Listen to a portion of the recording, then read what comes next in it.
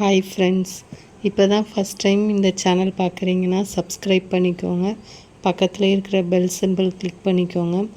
ஏன்னா இப்போ தான் ஃபஸ்ட் டைம் இந்த சேனலில் லாங் வீடியோ போடுறேன். எந்த மாதிரி உங்களுக்கு வீடியோஸ் வேணும் அப்படிங்கிறத நீங்கள் கண்டிப்பாக சொல்லுங்கள். நான் அந்த மாதிரி வீடியோஸ் போடுறேன். இதில் ஃபுல்லாக குக்கிங் vlogs இது எல்லாமே வரும்.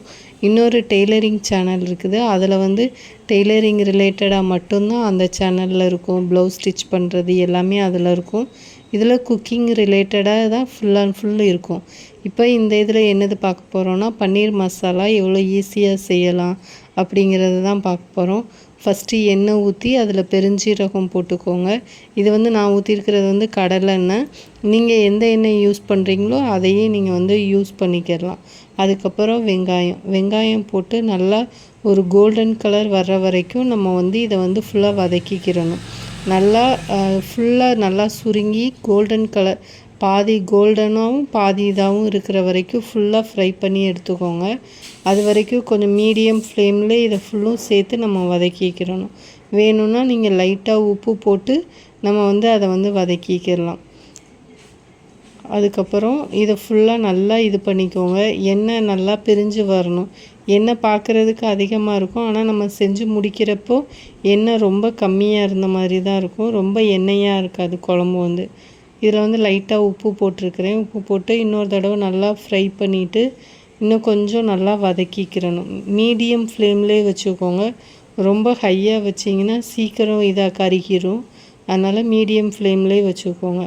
இதில் போடுற மசாலா வீட்டில் அரைக்கக்கூடிய மசாலா தான் போட்டிருக்கிறேன்.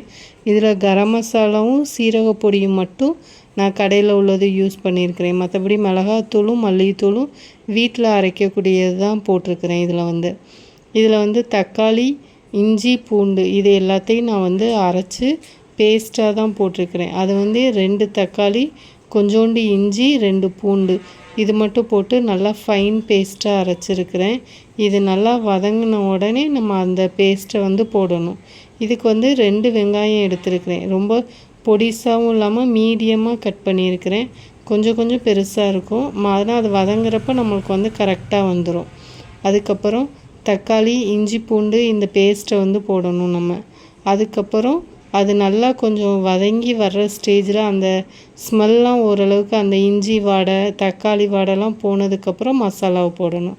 இப்போ தக்காளி போட்டுட்டு கொஞ்சோண்டு மட்டும் அதில் தண்ணி ஊற்றி இது கூட சேர்த்து மிக்ஸ் பண்ணிக்கிறணும்.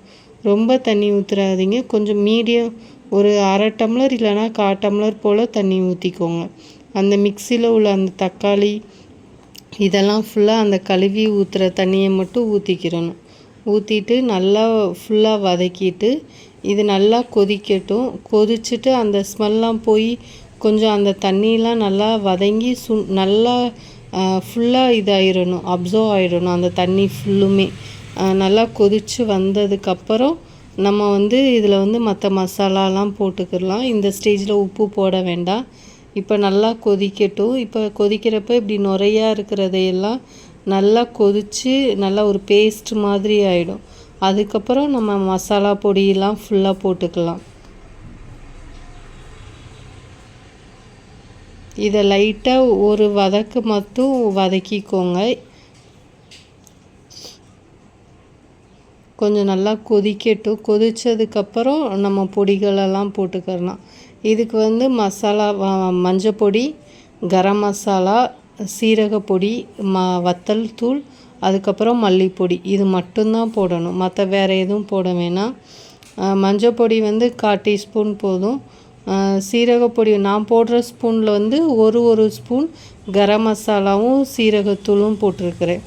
அப்புறம் நான் போடுற அந்த சின்ன ஸ்பூனில் மிளகாத்தூள் 1 ஸ்பூன் ஃபுல்லாக போட்டு அப்புறம் கொஞ்சோண்டு போட்டிருக்கிறேன் நான். அது சின்ன ஸ்பூன் அப்படிங்கிறதுனால.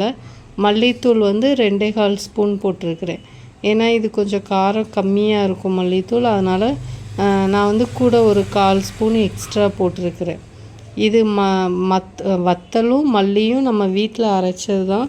வீட்டில் அரைச்சி ஸ்டோர் பண்ணி வச்சுருக்கிறது தான் நான் இதில் போட்டிருக்கிறேன். கரம் மசாலாவும் சீரக பொடியும் மட்டும் கடையில் வாங்கியிருக்கிறது போட்டு கொஞ்சோண்டு உப்பு இது ஃபுல்லாக டோட்டலாக இந்த இதுக்கு கிரேவிக்கு எவ்வளோ தேவையோ அவ்வளோக்கு உப்பு போட்டுக்கோங்க.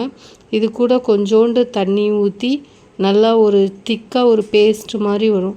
அதுக்கப்புறம் அதில் இன்னும் கொஞ்சம் தண்ணி ஊற்றி லைட்டாக கொதிக்க விடுங்க.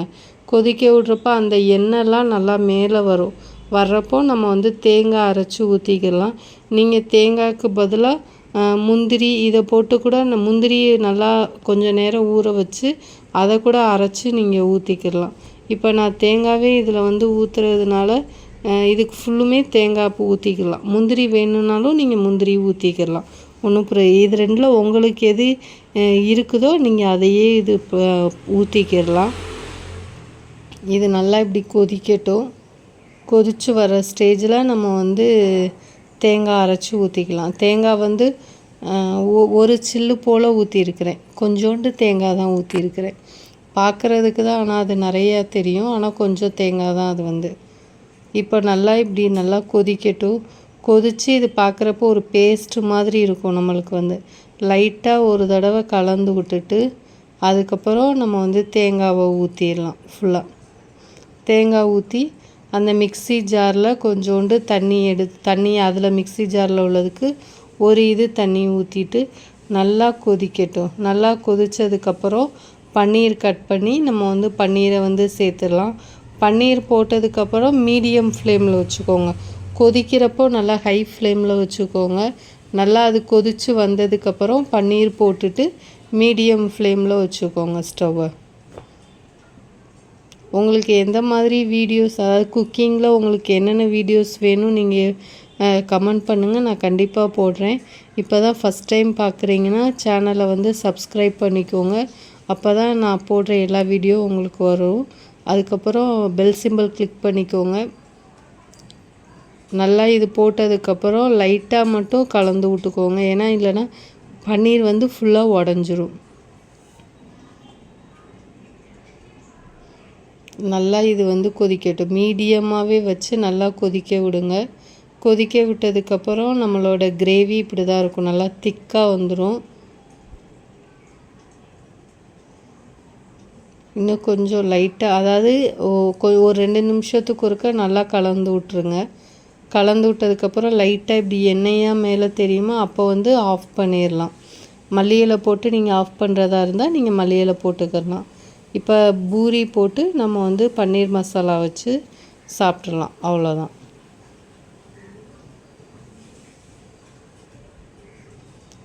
பூரி வந்து நல்லா புஷ்ஷுன்னு இருக்குது. அதையும் வச்சு பன்னீரையும் வச்சு காலையில் சாப்பாட்டுக்கு கொடுத்துடலாம். அவ்வளோதான்.